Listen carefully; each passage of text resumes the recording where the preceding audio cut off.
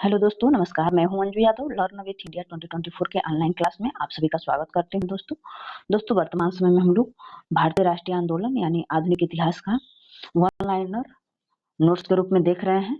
इससे पहले हम प्रश्नों को व्याख्या सहित और शॉर्ट में दोनों तरह से देख चुके हैं, जिसका प्लेलिस्ट मैं बनाई हूँ।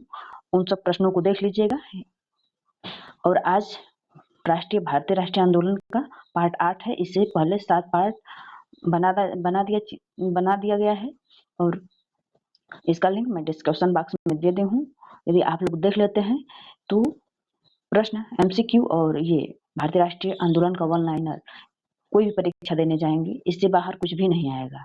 और सिस्टमेटिक तरीके से मैं प्रश्नों को भी करवाई हूँ और वन लाइनर को शुरू से लेकर अंत तक करवाई हूँ। आप यदि सिस्टमेटिक ढंग से तैयारी करना चाह रहे हैं तो भारतीय राष्ट्रीय आंदोलन का कंप्लीट वीडियो देखिएगा। और हमारे चैनल पर सभी सब्जेक्टों का, सभी जीएस के जितने भी सब्जेक्ट हैं, लगभग सभी सब्जेक्टों का अध्ययन कराया जाता है। यदि आप बीपीएससी टीआरई 3, 4 या सीटेट पेपर 2 जहाँ पर सब्जेक्ट के रूप में एसएसटी पूछा जाता है, और जैसे भी BPSC PRT 6 to 8 TGT PGT में जीके जीएस पूछा ही जाता है, और 6 to 8 टीजीटी और पीजीटी में सब्जेक्ट के रूप में एसएसटी पूछा जाता है।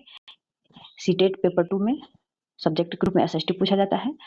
एसएससी, रेलवे और अन्य सभी वनडे एग्जाम जहाँ भी जीके जीएस के प्रश्न पूछे जाते हैं, उन सभी परीक्षाओं के लिए मैं ध्यान में रख करके और पिछले परीक्षाओं का प्रश्न को उठाई हूँ। इन सभी परीक्षाओं के जो प्रश्न हैं उन सभी प्रश्नों को उठाई हूँ और उनसे ही रिलेटेड वन लाइनर नोट्स तैयार की हूँ। आप यदि वास्तव में अपनी तैयारी करना चाह रहे हैं तो आप मेरे चैनल लर्न विथ इंडिया से जुड़िए। और यदि आप चैनल पर को लाइक नहीं किए हैं मेरे वीडियो को तो लाइक कर दीजिएगा, और कम से कम 2 मित्रों को आप शेयर कर दीजिएगा ताकि हमें मोटिवेशन मिले। यदि चैनल पर नए हैं तो सब्सक्राइब कर लीजिएगा इसके साथ साथ। यदि आप डेली बेस पे पीडीएफ प्राप्त करना चाह रहे हैं तो मेरे Telegram channel learn with India official से जुड़ करके डेली बेस पे आप पीडीएफ प्राप्त कर सकते हैं। चलिए दोस्तों, बिना समय गवाए अपने मेन टॉपिक पर चलते हैं। दोस्तों, मेन टॉपिक पर जाने से पहले मैं बता दूं कि पार्ट 7 में आजाद हिंद फौज के अधिकारियों पीके सहगल, कर्नल गुरुदयाल ढिल्लन तथा मेजर शाहनवाज खां पर राजद्रोह के आरोप में दिल्ली के लाल किले में मुकदमा चलाया गया था, और बाद में जन विरोध के कारण वायसराय ने इनकी सजा को माफ कर दी थी। यहाँ तक पार्ट 7 में यहाँ तक करवाई थी। इसे आगे का आज हम अब देख रहे हैं, और आज ये वन लाइनर भारतीय राष्ट्रीय आंदोलन का अंतिम है। चलिए बिना समय गए अपने मेन टॉपिक पर चलते हैं। आजाद हिंद फौज की अभियुक्तों की ओर से तेज बहादुर सप्रू, जवाहरलाल नेहरू, भूला भाई देसाई, के.एन. काटजू आदि ने पैरवी की थी। आजाद हिंद फौज के अभियुक्तों की ओर से तेज बहादुर सप्रू, जवाहरलाल नेहरू, भूला भाई देसाई एवं के.एन. काटजू आदि ने पैरवी की थी। यदि आपको समझ में नहीं आ रहा है तो आप मेरे इसका पार्ट 1 से, ज्यादा वीडियो लंबी नहीं है, आप 1 घंटा में चाहेंगे 1-1.5 घंटे में, तो पार्ट 1 से पार्ट 8 तक यदि शुरू से अंत तक देखेंगे तो मेरे वीडियो का हर लाइन आपको समझ में आएगा। और इसको देखने के बाद तुरंत इसका भारतीय राष्ट्रीय आंदोलन का एमसीक्यू व्याख्या सहित और स्पीड फास्ट करके मिनी मैराथन के रूप में लिया गया है। इस वन लाइनर को देख करके यदि उनको देख लेते हैं तो मैं गारंटी के साथ कहती हूँ कि किसी भी परीक्षा की यदि तैयारी कर रहे हैं या किसी भी परीक्षा को देने जा रहे हैं, इन वीडियो को देख लेंगे तो आपका एक भी प्रश्न भारतीय राष्ट्रीय आंदोलन से नहीं छूटेगा। चलिए बहुत जल्दी चलते हैं, नहीं तो लेट हो जाएगा, लंबी वीडियो हो जाएगी। आजाद हिंद फौज के अभियुक्तों की ओर से तेज बहादुर सप्रू, जवाहरलाल नेहरू, भूला भाई देसाई और के.एन. काटजू आदि पैरवी की थी। आजाद हिंद फौज की अभियुक्तों की ओर से भूला भाई देसाई ने वकीलों के समूह की अध्यक्षता की थी। HMIS तलवार नामक जहाज से मुंबई से 18 फरवरी 1946 को नौसेना ने विद्रोह कर दिया था। प्रश्न इसमें तोड़ मड़ोड़ कर पूछ देगा कि HMIS तलवार क्या है।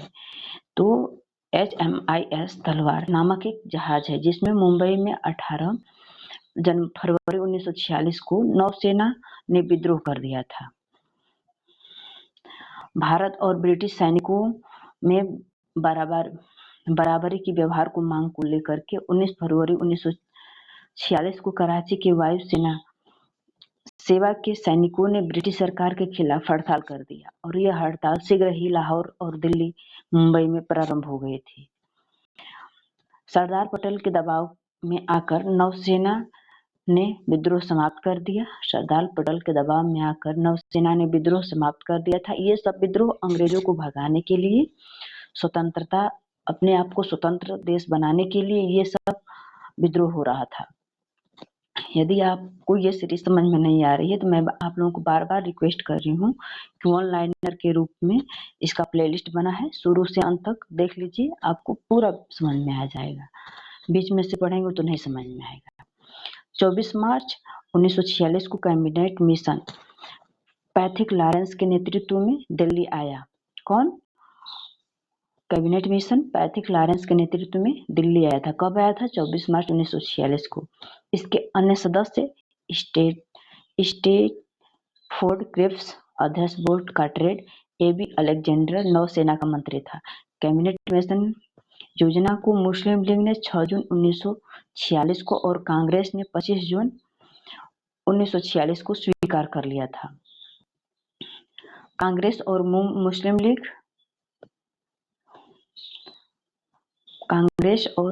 लीग द्वारा कैबिनेट मिशन को स्वीकार करने के पश्चात संविधान सभा के निर्माण के लिए 1946 में चुनाव हुआ था। जिसको स्वीकार करने के बाद 1946 में संविधान सभा का निर्माण का मतलब चुनाव हुआ था, तो कैबिनेट मिशन के। मुस्लिम लीग ने 16 अगस्त 1946 को सीधी अथवा प्रत्यक्ष कार्रवाई दिवस मनाया गया। मुस्लिम लीग द्वारा, प्रश्न आ जाएगा कि मुस्लिम लीग द्वारा कब, किस दिन को सीधी अप्रत्यक्ष कार्रवाई दिवस मनाया गया था? तो 16 अगस्त 1946 को। 2 सितंबर 1946 को जवाहरलाल नेहरू ने अंतरिम सरकार का गठन किए थे। अंतरिम सरकार के गठन कौन किया था? जवाहरलाल नेहरू ने। कब किए थे? 2 सितंबर 1946 को।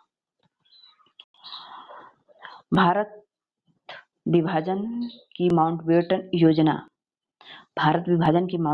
योजना 3 जून 1946 को प्रकाशित हुई थी। प्रश्न इसमें 2 तरह के बनेंगे कि 3 जून 1946 को कौन सी योजना प्रकाशित हुई थी? तो माउंटबेटन योजना। किस लिए? भारत विभाजन के लिए। कांग्रेस कार्य समिति 3 जून 1947 को बैठक में माउंटबेटन योजना को स्वीकार कर लिया था। प्रश्न आएगा कि कांग्रेस कार्य समिति द्वारा माउंटबेटन योजना को कब स्वीकारा गया? 3 जून 1947 को। मुस्लिम लीग ने 10 जून 1947 को माउंटबेटन योजना को भारी बहुमत से स्वीकार कर लिया था। 4 जुलाई 1947 को ब्रिटिश संसद में भारतीय स्वाधीनता विधेयक प्रस्तावित किया गया और 15 जुलाई को हाउस ऑफ कॉमन्स तथा 16 जुलाई को हाउस ऑफ लॉर्ड्स द्वारा पारित किया गया। 18 जुलाई को उस पर ब्रिटिश सम्राट ने हस्ताक्षर किया था।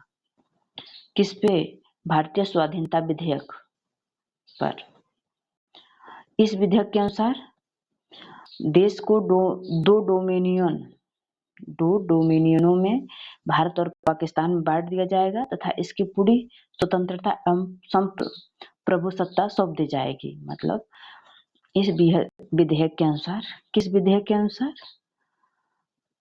भारत स्वाधीनता विधेयक के अनुसार देश को 2 डोमिनियनों भारत और पाकिस्तान में बांट दिया जाएगा और इनको पूरी स्वतंत्रता और प्रभुसत्ता सौंप दी जाएगी। 14 अगस्त को पाकिस्तान और 15 अगस्त को भारतीय अधिराज्य की स्थापना हुई थी। इसीलिए हमारे यहाँ स्वतंत्रता दिवस 15 अगस्त को मनाया जाता है और पाकिस्तान में 14 अगस्त को।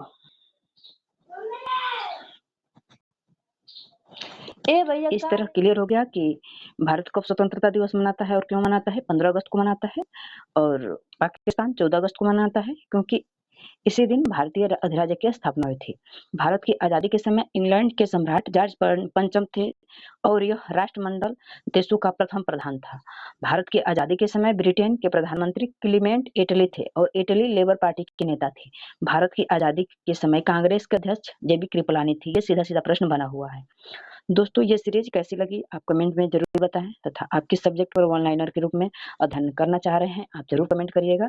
पूरा वीडियो देखने के लिए धन्यवाद और एक बार और याद दिला दूँ कि यदि आप मेरे चैनल को सब्सक्राइब नहीं किए हैं तो सब्सक्राइब कर लीजिएगा और इसके साथ-साथ लाइक शेयर ज़रूर करिएगा और कमेंट तो ज़रूर करिएगा। धन्यवाद।